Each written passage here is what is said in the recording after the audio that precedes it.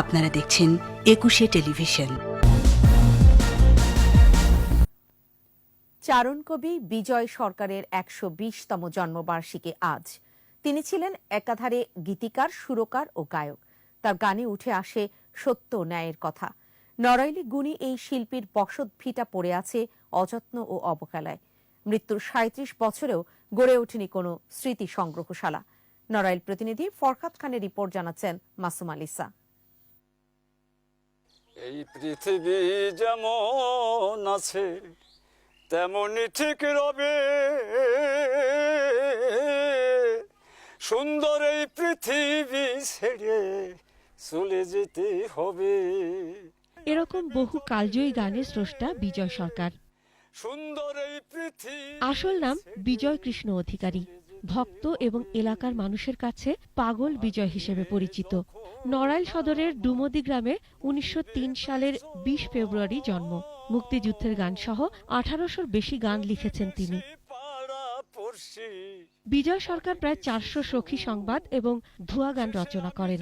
শিল্পকলায় অবদানের স্বীকৃতি হিসেবে ২০১৩ সালে মরণোত্তর ২১ পদকে ভূষিত হন এই চারণ কবি। তবে অযত্ন অবহেলায় পড়ে আছে তার বসতভিটা। ১৩ বছর আগে সেখানে নির্মিত হয় বিজয় মঞ্চ।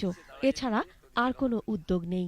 বিজয় ভক্ত যারা আসে তারা বিজয় সরকারের কিছু স্মৃতি যেন এখানে তারা দেখতে পায়। দূর থেকে যে আমরা ভাবি এটা কত সুন্দর, এখানে গেলে হয়তো বা কোনো বিনোদন করতে পারবো, সেরকম আসলে কিছুই না। বিজয়ের গান আমাদের আসলে হেরিটেজ বহন করে।